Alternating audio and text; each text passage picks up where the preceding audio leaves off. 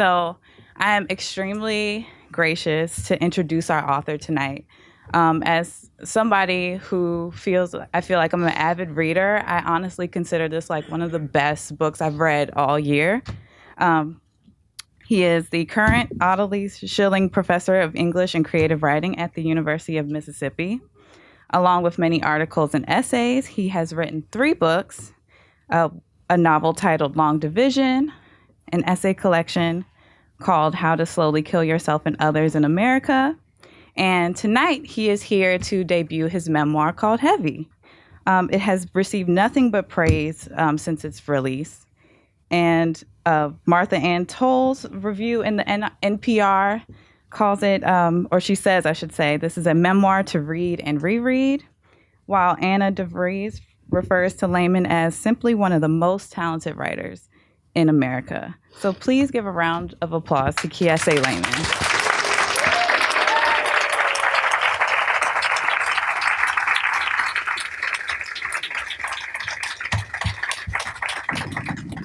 Hello.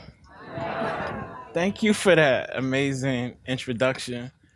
I feel like I got to know you and everything backstage. Thank y'all for coming. Rachel and Leona held me down for 4 years at Vassar, and there's so many people in here who made it possible for me to be here. And I'm not gonna do that Black Mississippi thing and say everybody's name, but just please know that I see you. And Matt Parker, I definitely see you too. All right, y'all. So thank you for coming out on Friday night. Friday night in DC, I guess you could be doing anything. So you came out here to listen to me talk about this book. There's gonna be some cussing in it. I'm looking at a little guy right here. Hope that's okay. Maybe not. Is that okay? Are you his mommy? Is that okay? Okay. All right. All right, so y'all, I've been on the road last 2 weeks, every other city doing something, and I am physically tired, but soulfully, I'm really ready to connect with y'all. They told me they wanted me to read for 30 minutes. I'm not gonna read for 30 minutes. I'm gonna probably read for 15 to 20 minutes, and we can open it up for a conversation.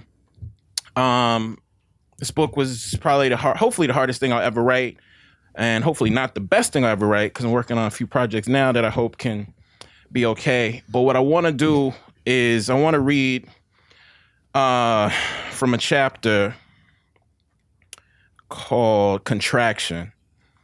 And all you really need to know is that the book is directly addressed to my mother. I'm writing to you. Some of you maybe more than others, but directly addressed to my mom. And at this point in the book, I had my first girlfriend. She is a white girl. My mom does not know about that. The night that we see Rodney King get beat 10, she finds out, and then I get beaten. And that's pretty much all you need to know. All right? So thank y'all so much for coming out. Hey. All right, here we go. On March 4th, 1991, a few weeks after we lost in the playoffs, I went to Jabari's house after open gym. Abby Claremont was going to pick me up later that night, have sex in the parking lot of Red Lobster, and take me to the end of my street, where I would walk home. While we were watching a basketball game, the news was interrupted with a video of a gang of white police officers surrounding 4 other white police officers.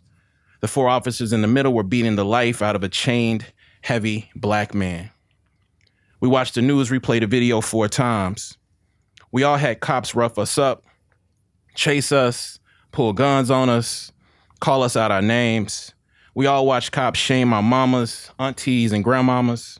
We all floated down I-55, creating lyrical force fields from police and everything the police protected and served, rapping, "A young nigga got it bad 'cause I'm brown." But here we were in one of our safe spaces, watching white folk watch white police, watch other white police destroy our body. Abby Claremont's horn surprised me. "What's wrong?" she asked as I got in her convertible.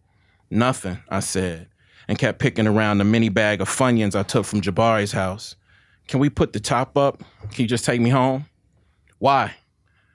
"My mama just said I had to be home earlier than usual. She's sick. The flu." "You are such a fucking liar, Keith," she said. Tell me why you want the top up. I'm asking. And what is that smell? I looked at her in a way I'd never looked at her before. Why are you looking at me like that? She said. Say it. Can we just talk about what we're doing tomorrow? Usually when I got out of Abby Claremont's convertible, we kissed on the lips with lots of tongue. Tonight, I kissed Abby Claremont on her cheek and told her thanks for being so nice to me.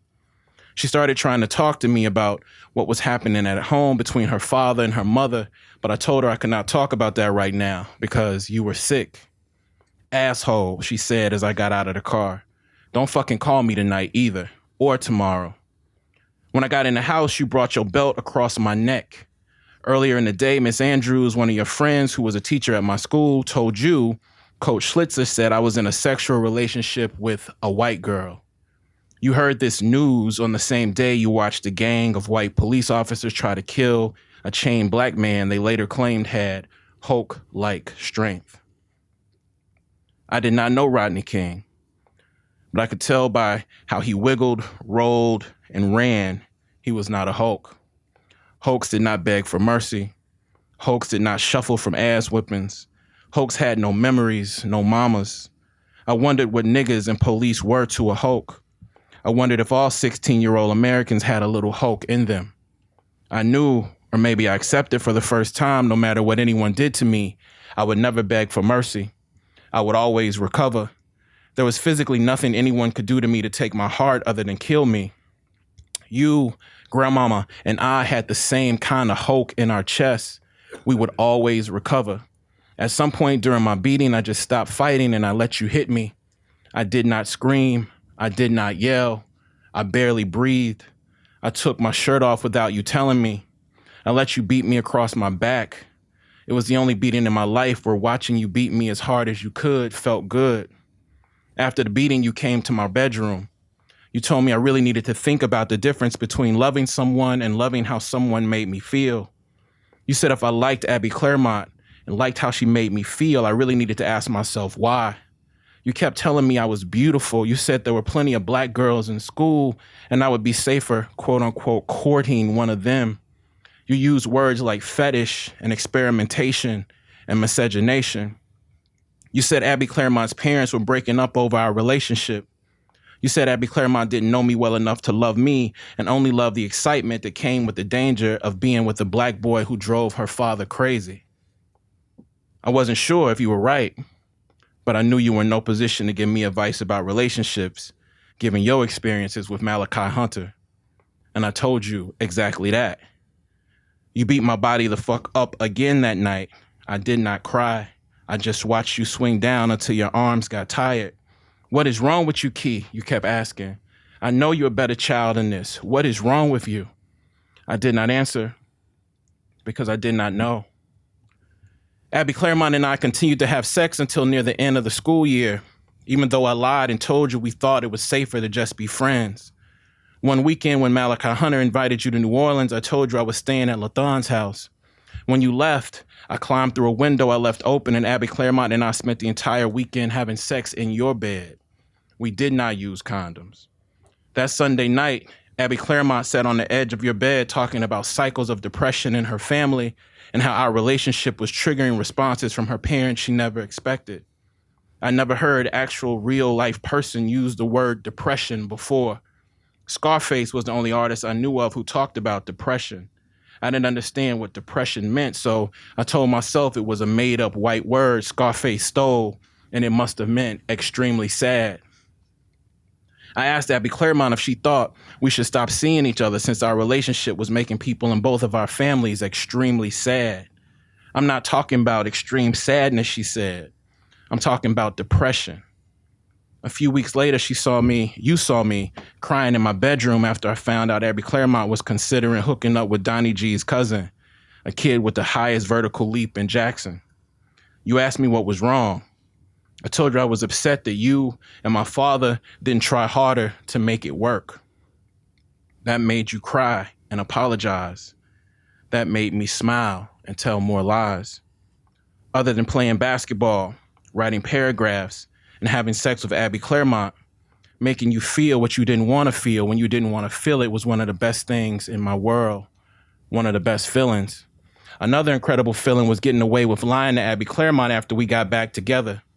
I congratulated myself for only kissing and having sexy conversations with other girls, but never having sex with them at Donnie G's parties. Donnie G didn't drink our entire junior year because he wanted a basketball scholarship. I lied and told Donnie G I wasn't drinking for the same reason. Really, I was afraid I'd hurt myself or someone else if I ever got drunk again. Before the first party of the year at Donnie G's, Donnie G and I bought 2 40 ounces of St. Ives. We poured out the malt liquor and filled up both empty bottles with off-brand apple juice. We checked each other's nose for floating boogers. We checked our breath for that dragon. We stuffed our mouths with apple now-laters and cherry nerds. When Donnie G's doorbell rang, we stumbled around the house whispering Jodeci lyrics inches under the earlobes of girls who did not run from us. Abby Claremont wasn't at the party because she was on punishment for dating me. About 3 hours into Donnie G's party, Kamala Lackey asked me to follow her into one of the bedrooms. I walked in the dark room behind Kamala Lackey, loud rapping Fife's scenario verse. The room we walked in was the same room where Donnie G and I watched Clarence Thomas talk about experiencing a high-tech lynching when Anita Hill told on him for sexually harassing her. I knew Clarence Thomas was lying because there was no reason in the world for Anita Hill to lie, because I never met one older man who treated women the way he wanted to be treated. Every older man I knew treated every woman he wanted to have sex with like a woman he wanted to have sex with. Clarence Thomas seemed as cowardly as every other older man to me. Once Kamala Lackey and I were in the bedroom, I complimented her on hair I couldn't see and asked her where she got perfume I couldn't smell. I turned on the light. Kamala Lackey just sat on the edge of Donnie G's bed, her fists filled with the comforter, her eyes staring toward the window. I wondered how drunk she was. You look like Theo Huxtable tonight, I remember Kamala Lackey stuttering as she got up and turned the light off. I was a sweaty, bald-head, 6'1", 225-pound black boy from Jackson, Mississippi. I owned one pair of jeans, those fake jabots that were actually yours, and one decent sweatshirt. Nothing about me looked, moved, or sounded like Theo Huxtable. When Kamala asked me if I wanted to see her boobs, I ignored her question, assumed she was definitely drunk, and tried to tell her what I hated about the Cosby Show. The sweaters, the corny kids, the problems that weren't problems, the smooth jazz, the manufactured cleanliness, the non-existent poverty just didn't do it for me.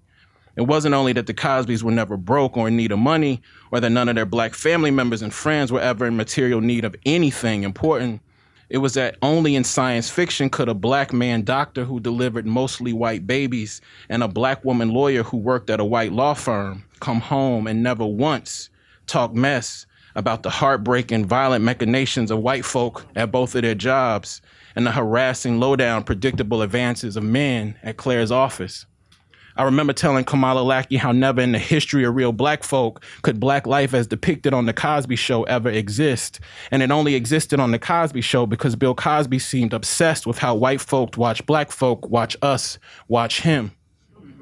I didn't exactly say it that way, though. Bill Cosby and them, they be lying too much, is what I said. That shit fake. You think it's because white people be watching? Why you still watch that show? Kamala Lackey asked me. A Different World is way better. When I got ready to ask her why Denise wasn't on the show no more, Kamala Lackey asked me again if I wanted to see her boobs. Of course I wanted to see Kamala Lackey's boobs. Or of course I wanted Kamala Lackey to think I wanted to see her boobs. Or of course I wanted to know Kamala Lackey wanted me to see her boobs. When I faked yawn and coughed, Kamala Lackey stood up and asked if I had any more now-laters. After I handed her what was left of the pack, she asked if I was really drunk. Before I could lie, Kamala Lackey told me she wasn't drunk either. She sat on the floor with her back pressed against my knees and made me promise not to tell anyone what she was about to tell me. I promised.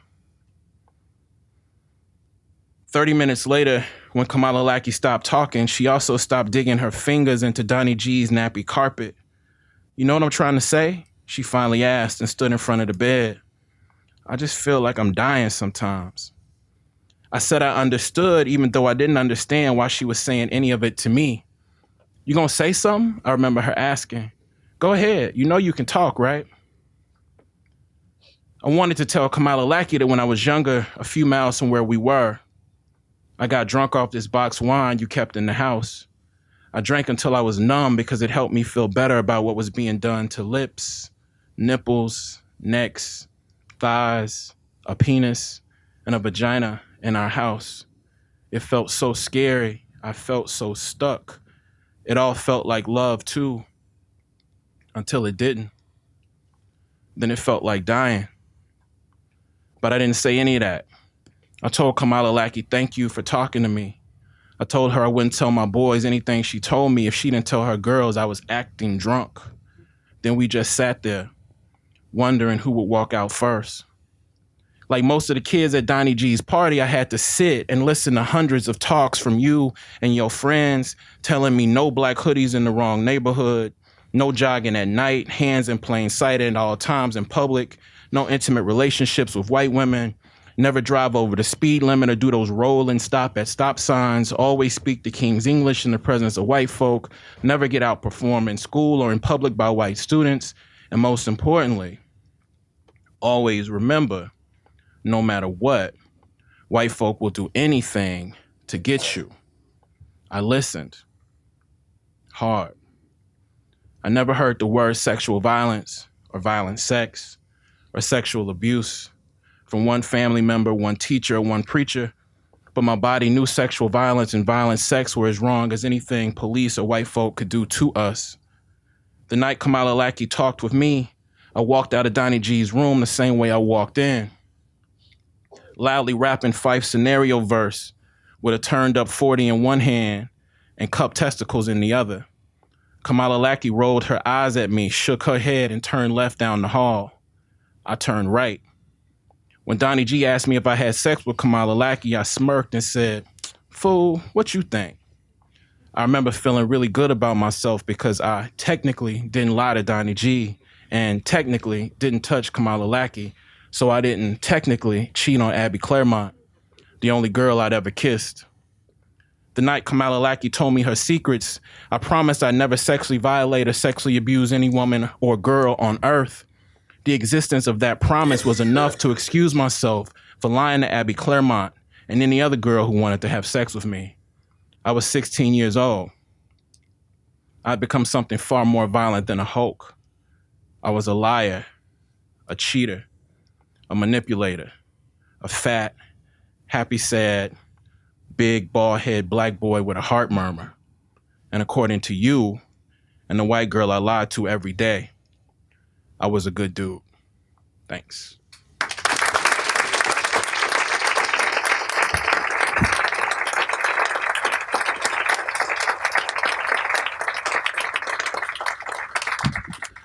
All right. What's up, David? How you doing?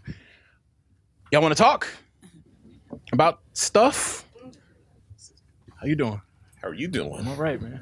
All right. I'm all right. It's Friday night. It's really, really bright. All right. I have one simple question for you. Do you like your mom? Wow. And what I mean by that is that it's obvious you love your mom. And, but there's that saying that says that you can love someone and still not like them. Yeah.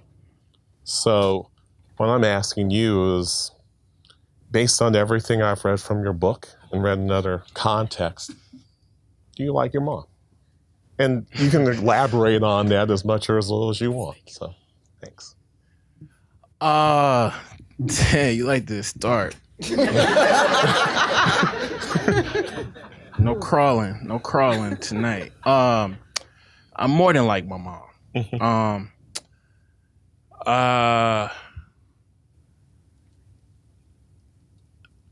I'm gonna try to be brief. That's a big question. So, I'm here because my mama gave me a writerly practice. She made me write in the morning. She made me write at night. The same practice I have to this day. We were talking about that in the back. She also gave me a practice of what it meant to publicly love Black folk in the work we do. she gave me a practices and the way of understanding that like that sort of love is going to be confronted every single day in every which way by forces left and right that we can't see. But my mom, like a lot of other moms who had their babies when they were young, struggled. She struggled to love herself. She struggled to get out of abusive relationships. And sometimes she took out abuse that was happening to her on me. And often when she did it, she said she was doing it to protect me from white folk. So I do not like the fact that my mama sometimes beat and abused me under the auspice of trying to stop me from getting beaten and abused by white people because it just doesn't work. Right. Didn't work for her, and I don't think it works for anybody. Sure. So I do not like that. I do not like that my mom sometimes still feels as brilliant as she is that she can't tell the truth. But that just makes her an American.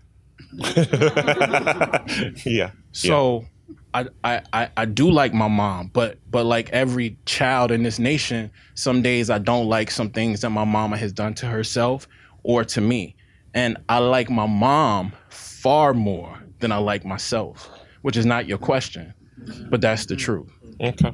So appreciate that. Thank you. Thanks.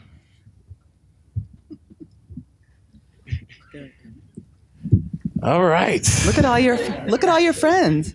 I know some friends of yours. I don't know you, but I wanted to. That was a difficult question. Yeah. I wanted to tell you this book is so hard for me to read because it resonates so deep for whatever reason. So thank you, because Memoir is hard, Right. and I've seen in the press that you've talked about the vulnerability of this. Can you talk a little bit about what it's like to lay your story bare and to say these real truths when people do not want to hear it? Yeah, thank you for that. What's your name? Heather. Oh, okay.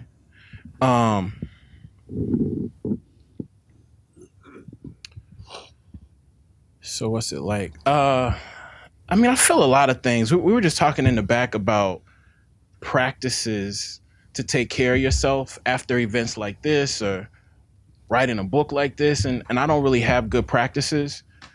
I'm trying to develop some good practices, but yeah, writing a book like this is scary. But again, like my mama created a writer. Like I'm a writer from Mississippi, and so I wish I could have written this book 10, 15 years ago. I wish I could have written this book when y'all were letting me teach you and when I was learning from y'all, but I just couldn't. I didn't have the courage. I hadn't had those 2 books behind me. So when I come out and I share this kind of book with people, and you know the people who know you and feel you, whether they know you or not. And so people across this country, for the most part, especially Black folks, have been holding my hand through this and making me feel a lot heavier, which is what I hoped for. It's not a book about trying to get lighter. It's about communally trying to get heavier, to fight back against all of this shit we have to deal with, and to want to like wake up in the morning. So it's scary. And every day people say things about me or my mother or my relationship to my body that I didn't see coming. But much more than that, people are saying like, thank you for writing that. I want to write something back to you. I want to write something back like that to my mother, father, person who took care of me. And so that makes me feel happy. That makes me feel like I'm doing something decent with what my mama gave me, which was a writerly practice. But it's very scary. I mean, it's scary. I'm not gonna front.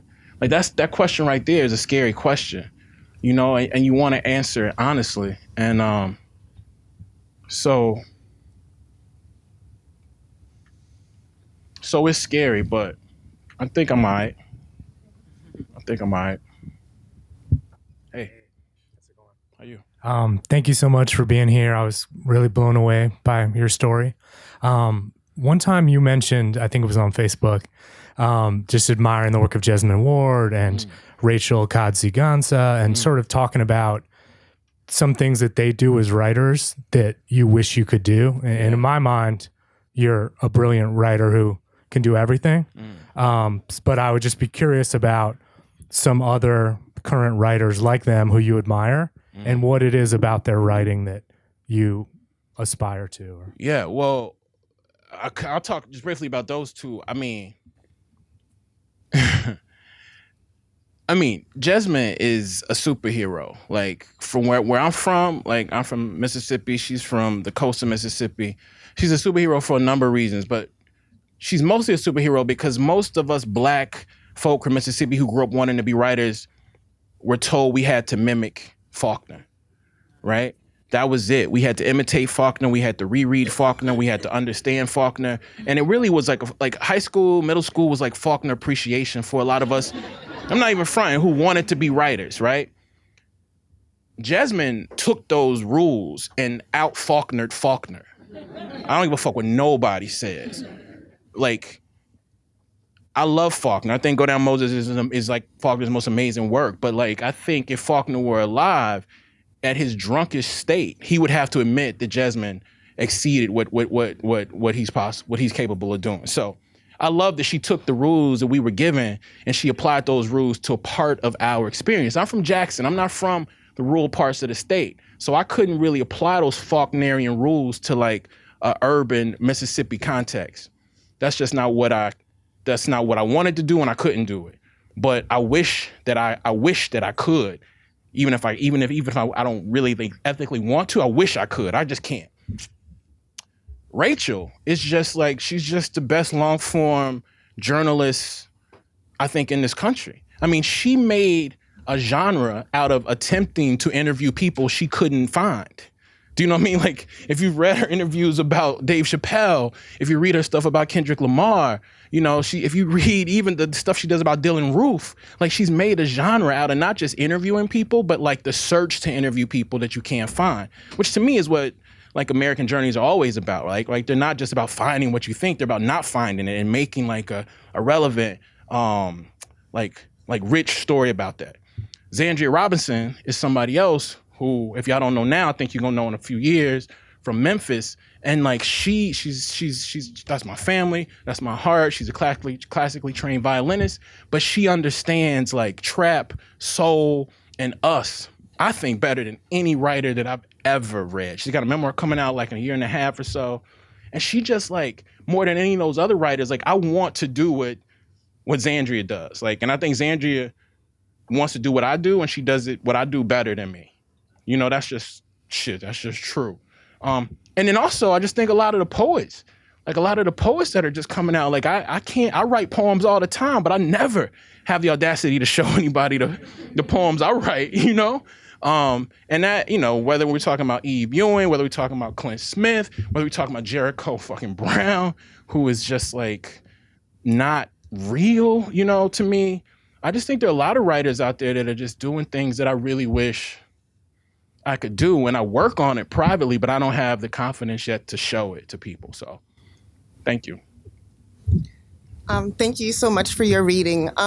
I do work on Black girlhood and those kinds of coming of age stories. So I'm really interested in stories about the coming of age of Black boys. Yes. And your work reminds me a lot of writers like Richard Wright's Uncle Tom's Children and Ralph Ellison's story, Go Tell It on the Mountain. Yeah. And from your reading, what I really liked are the mirror images that you had with the beating of Rodney King and how your mother beat you, and the conversation with the girl in the car and then the girl in the bedroom, these kind of mirror images. Yeah. But what I wanted to ask you about is the use of the Hulk and as like a trope for superheroes in stories of coming of age stories. Right. Can you speak a little bit more about why you chose that figure? Yeah. Is it because he's big and muscular, but there's a vulnerability within him, and is that kind of a mirror of you as well? Yeah, that's a great question. Thank you for that. So I love to try to do mirror stuff. In Long Division, there's 2 different books, and I tried to create mirror characters in that. And in this one, I didn't want to be so explicit, but that chapter is definitely like there's mirroring going on.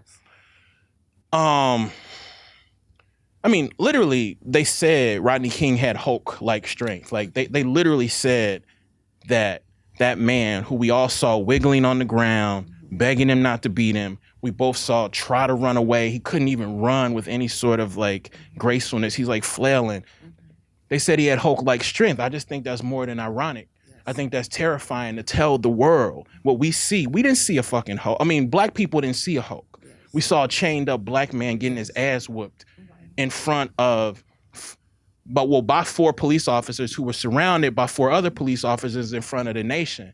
And so I'm trying to at once critique that notion that we are indestructible. But I'm also trying to say, as a black boy growing up, I was taught by black boys who were taught by black boys who were taught by black boys that black girls were, in essence, like Hulks, could not be, like, you could do whatever you wanted to a black girl. She and they were going to be okay. I learned that from black boys. I learned that from patriarchy. I learned that from my presidents, right? Do whatever the fuck you want to do to black women. They're going to be okay. And so I'm trying to show in this chapter that, one, none of us are okay. This idea that we will recover, we don't recover.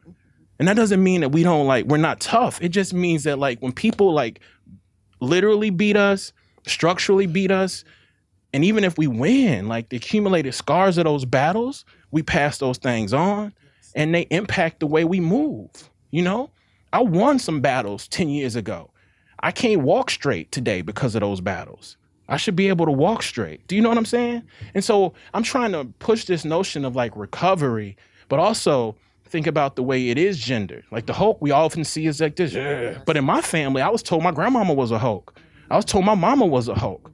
And I saw men treat them like they were fucking Hulks, do things to their bodies that I think you should never do to a human being. And I was encouraged to do that to other people. And I didn't physically do that to people, but I emotionally did that to people. Do you know what I'm saying? So I just think, like, if we're going to demystify and obliterate this notion of Hulk-likeness, or this idea that, like, black folk, particularly black women, will always recover, I think we have to be honest about our investments in, like, a violence that sort of, like, agrees with it, even if it's not, we know it's not true. So thank you so much for that question. Hey, I'm good. How are you? Good. First, thank you so much for your book. And I think it's really tough to do something like this without folks maybe receiving it as, like, pathology or making broader statements about kind of your lived context. And so I appreciate you for sharing that story and being so patient and walking people through this. My question is around absence. You talked about your father briefly in kind of the beginning of the book. And I'm curious how that has informed intimacy for you, and not, like, trying to get in your business, but, like, just in terms of how you form relationships. Yeah. Thanks. So, So my father comes up. I mean, I write about my father and my mother's relationship, what I remember of it. I wrote about the only memory I have of it, because I don't have memories of it, right? So I mined the memory.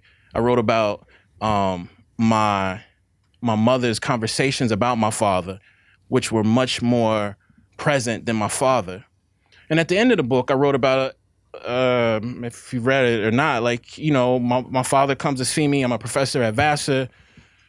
He's running from something. He won't talk to me about what he's running from. He goes to sleep on my couch. And for the first time in my life, I think I see what my mom must have seen in him to fall in love with him. And so in that moment, it doesn't make me feel closer to my father. It makes me feel closer to my mother.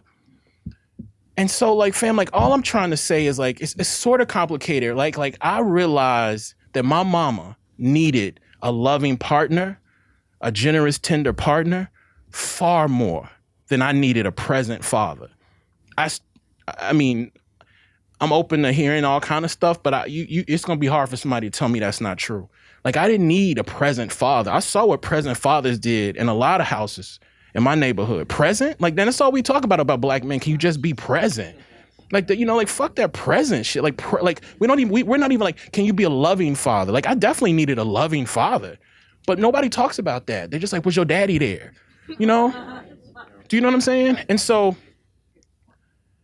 in the absence of a present father, I did have a loving, like, community, you know? And I would actually, you know, my family would argue with this, but I think I had a loving, like, queer community that, like, is part of the reason I'm here right now. Do you know what I'm saying? So I'm not trying to evade that question. I'm just trying to say, my father went through his stuff. I've listened to him talk now in the last few years about what he went through. But growing up, I never had that moment where I was like, I miss my daddy. Never had that shit. I mean, I tried to use that. I tried to manipulate my mom sometimes to be like, why can't I have a dad? You know, like I seen some white boy on TV say it or something, you know, because I wanted, you know why I said it? I remember why I said, you know why I said it? Because I wanted a peanut butter parfait. I don't even know what y'all know. Y'all might not even know about peanut butter parfaits, but I was like, my mom picked me up from my boy house. She was like, what's wrong, Key? I was like, I just miss my dad, you know? And then she was like, what can I do? And I was like, can we get ice cream? You know? That's really what happened. And so, but one reason I didn't miss it was because there was a richness, man. Like I was talking about this in New York. Like, I understand that whole rose grows in concrete metaphor. I'm not gonna diss Pac for saying that, but I didn't grow up in no fucking concrete. I grew up in rich Mississippi soil that white folk tried to turn into concrete. But we resisted, and then we lost, and then we won. You know what I'm saying? So I wish my mother and my father worked it out because I saw what that loss did to my mama. But I for real, I would take the absence of an unloving father over the presence of an unloving father. Any day. Hey. Hi, thank you so much for being here. So I'm writing a memoir myself. So I'm just curious to know, in the process of writing this, what did you learn about yourself that you were not expecting to learn? Did anything surprise you about you? Yeah, a lot surprised me about me. So I'm the kind of writer who just believes in drafting. I believe that the first 4, 5, 6, 7, 8 drafts need to be about discovery. I don't need to be thinking too much about what people are going to say in those first drafts. I need to be trying to discover. And for me, it was like this. I started this book off because I'd seen and I experienced some sexual violence when I was 12. I tried to write to my grandma about it. She didn't really know what to do with it. And I didn't go back to that for 30 years. But like this book is really foundation on the 2 paragraphs I wrote to my grandmama. So I learned a lot of things, fam, but I'll just say 2. One of the things that I learned is that, yeah, this might be too much, but so because of the family I come from, I think we believe that like when somebody is in need or they say they're in need, you do whatever you can to go out there and give them everything you can, every bit of yourself to save them. What I learned in this book sometimes is like, in our family, sometimes there are people who are definitely in need, but they also are in need of like bringing you like underneath with them. And that is some shit I'm sure people who go to therapy already knew. I'm from Mississippi. I ain't go to therapy, right? Like I need to. And so like I learned that like loving my mama, for example, doesn't just mean giving her every single thing she asked for. It means talking to her about why she might want it, which is different. Most of my life, if I had it, I'm giving it to her. If I didn't have it, I was gonna find a way. I also learned, and I say this in this chapter, that like, because the bar is so low for like cisgendered heterosexual men, you can pat yourself on the back and you can get patted on the back often for not saying the B word, for not ever initiating sexual relationships, for fucking majoring in women's studies, you know what I mean? Which is what I did, for talking and teaching about feminist texts. But like that kind of stuff can also make you more lethal to people, to women.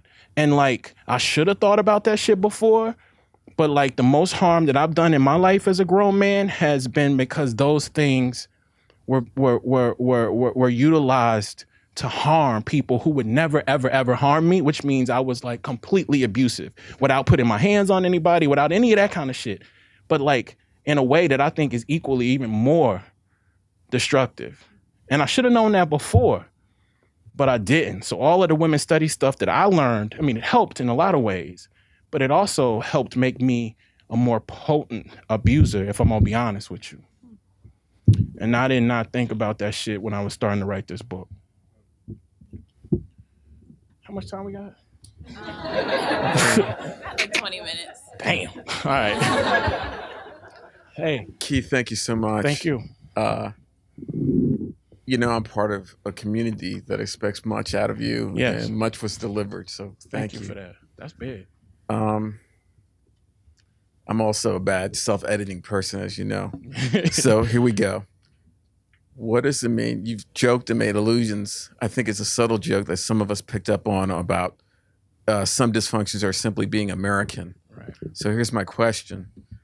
Given the market for pathology, particularly Black pathology, even people who in all sincerity or with outward words say they admire some work and sharing that we do, there's certain imperatives, I think, for the Black writer and for Black folk in general, to protect oneself, to have a sense of agency that's onto oneself, and not in any twisted way, but it's of necessity. Yeah. What do you want to say about the navigation? I'm sorry to put it this way, brother, but the navigation through the marketplace, especially when Black writers, once you hit a nova, we want another nova. Right. We want another nova. Right. We want another one. Right. Thank you for that. Thank you for that. And I hope people really hear what you're saying. So that navigate, I think that we all navigate that. I think we navigate that whether we work in chicken plants or whether we up here talking about books. I think the shape of the navigation is different, but the ingredients are the same. So for me, like, I made the decision when I was 22. I got kicked out of school for taking a library book out of the library. I made the decision at that point I was never going to center white people in anything I wrote. That doesn't mean I wasn't going to talk to Black people on the page about how fucked up white people are. Those are two different things. But I think there's a huge marketplace for Black correctives of white behavior. Do you know? Like, my book is doing well. My book would be doing a lot better if it was just about trying to tell white people how they need to morally be better so we can all be better too, you know? And so there's two things with that. One, again, I'm from Mississippi. Fannie Lou Hamer is the most eloquent, informed, sincere, loving person I've ever not met, you know? And she couldn't get some of these motherfuckers to change. So the notion that, like, I'm gonna sit here and teach white people about themselves when they wouldn't listen to Fannie Lou Hamer, wouldn't listen to Baldwin, didn't listen to Morrison, and then beat Obama up, who was the most milquetoast of Black people you can get. You know, they treated this nigga like he was fucking like Fannie Lou Hamer, you know? So, sorry, that's what I think, you know? What's up, Leslie? So I'm saying all that to say, on one hand, because I practice so much, I'm clear about when I'm writing, how I'm writing. I don't think I'm just writing to, like, Black people in the South. I know I'm writing to you. I know I'm writing to Rachel. I know I'm writing to Leona. But I'm aware that other people are watching. So I'm talking to different people in the Coliseum. But the reason this shit can't be pure is because my editor, who is Jesmond's editor, who is Rachel's editor, who is Mitchell's editor, is a white woman. My two publicists are white women. The publisher is a white woman. The people who own most of these stores that they reach out to so we can have money to take care of our family are white people. So, like, I'm not gonna act like my shit is so pure when it's going through literally 300 white eyes and fucking hands. And, like, if white people try to tell, there's some stuff. I love my editor. Like, I work to get my editor. But there was a point in here where my editor was like, you know, you need to explain to people what picking a switch means. And so as a writer, I'm with the people I love, I'm gonna break the fictive illusion. If I'm like, grandmama was like, go get a switch. A switch is, you know? You see what I'm saying? So, like, sometimes it's collaborative, meaning you gotta fight those kind of battles, you know? But the other thing is, and this is not trying to give white people too much credit, is like, you know, like, just like there's different kinds of us, like, there's different kinds of them, you know what I'm saying? Like, some of them work a little bit harder to not just be, you know, paternal, but actually, like, loving and tender. Some of them don't. And so I try hard as I can, brother, to write to you, to write to my mama, to write to the people that made me. But the marketplace makes it hard because it's not pure. It's not like I'm talking directly to you. But the dope thing about our communication and those lower frequencies is that, like, sometimes people think they know what we're saying when they don't know what we're saying. Thank God. You know what I'm saying? Thank God. So thank you for that hard question. Anything else y'all want to talk about? Hey. Mr. Laymon, I couldn't let you pass by without saying something to you as a fellow Mississippian. Thank you. Where you from? Hattiesburg. All right. My name is Dory Latner, and I want to say that I'm very proud of you. Clap that up. Y'all know who that is? Very proud of you, and you said things that the experiences that I've been through. You're much younger as an older person, and I want to say just keep on pushing, my brother. Thank you. Keep on pushing. Thank you. Thank you. Thank you so much. Thank you. Thank you. Let me just say one thing about that. You know, I moved, my goal when I left Mississippi was to come back. I came back, and my goal was to come back with like more money and some power of some sort.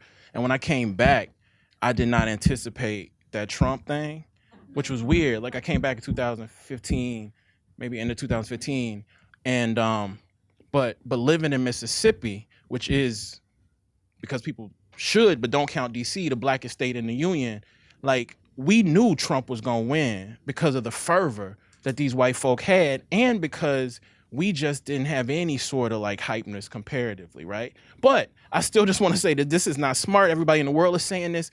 Like if you ever needed proof that there is something fundamentally not just wrong with white people, but something fundamentally wrong with like everything they have taught us we're supposed to aspire to, all you need to do is look at Donald Trump. Why? They tell us we need to grow up with two parents. The motherfucker had two parents. They tell us we need to go to the best schools. He went to the best schools, right? I mean, he supposedly went to the best schools. I don't know.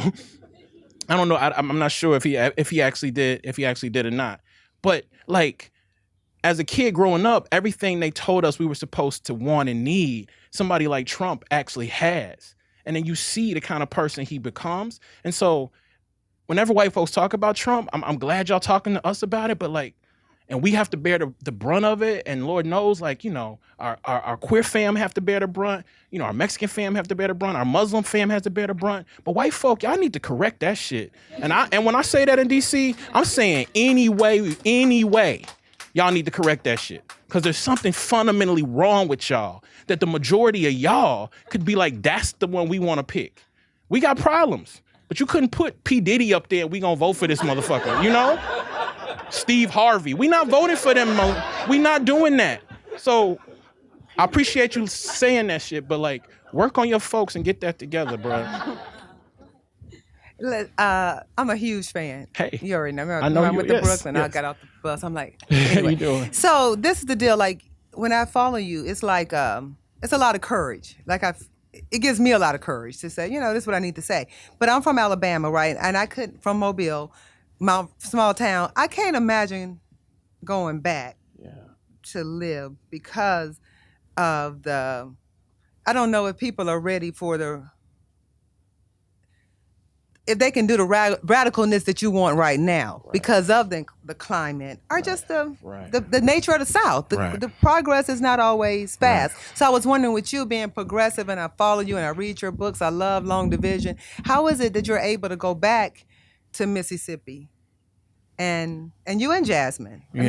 And do what you do. That's a great question. In the way that you do. That's a great question. And you know, like the real answer to that question that somebody asked me before, what I learned is that, well, one, when you leave a place, like you don't just keep changing, it changes too. And the illest thing about Jackson, about past Christian on the coast, about about Alabama, is that real talk, there are people who could have left, who chose not to leave, who are fighting. So like this notion that sometimes we go back and we got to bring liberation, it's an interesting concept. But like my city, Jackson, is proof that like people who love Jackson stayed there and they fought and they made it so somebody named Chokwe Lumumba, who was my, you know, like people know who this dude is. I'm not talking about the mayor right now, could become mayor. Do you know what I'm saying? Yeah. Like because of people who never left Jackson. So I just think it's important for those of us who want to come back to understand that there are people who never left who are fighting for liberation too. And that's hard sometimes to accept, because I think we think, well, we leave, we get all this education and we come back. Yeah. But when I came back, I actually found that there were people who were like, sort of resented me for leaving because they were like, shit, we could have left too, fam, but we stayed and fought. So you're not gonna come down here and talk all down to us. Right, you know, like you better get your hands dirty. And so like I try to get my hands dirty and follow people who refuse to leave. And I just think everywhere in the country, there's people who refuse to leave. And civil rights movement, for all the shit we talk about the freedom riders, thank God. But there were people like in Mississippi fighting. And the freedom riders were following that lead. Do you know what I'm saying? Yeah. So I just think it's really important for us to understand, those of us who leave these places, to come back. There are people who stayed and there are people who fought. And I think if we follow them, we'll be all right. Yeah. Thank you for that. Yeah, good. Thank you. So these will be our last all right, questions. Cool. Thank you. Hello. Hey, how are you? Good. I am Lottie Joyner, the editor of the Crisis magazine, yes, which is the publication of the NAACP. And I just wanted to give some thanks to Miss Dory Latner, yes, who stood up and acknowledged you. She is one of the freedom writers from Mississippi who you're talking about, who was there before everyone else got there. She worked with Medgar Evers, right? She was part of the Student Nonviolent Coordinating Committee, and she worked on the 1964 Mississippi Freedom Summer Project. Yes. So the reason I was screaming back there, because she deserves like a lot of praise, right, for all that she's done for our country. Thank you, Ms. Latner. Absolutely. Absolutely. That's all I had to say. Okay. Absolutely. Thank you.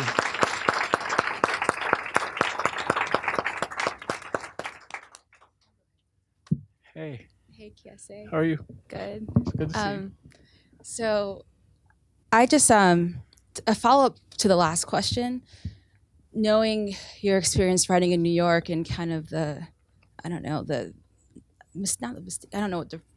word is, but kind of figuring out when you had maybe learned what you thought you went to New York to learn, and when it was time for you to go home, and kind of what was, if there was a moment, that spoke to you, you were like, it's time now.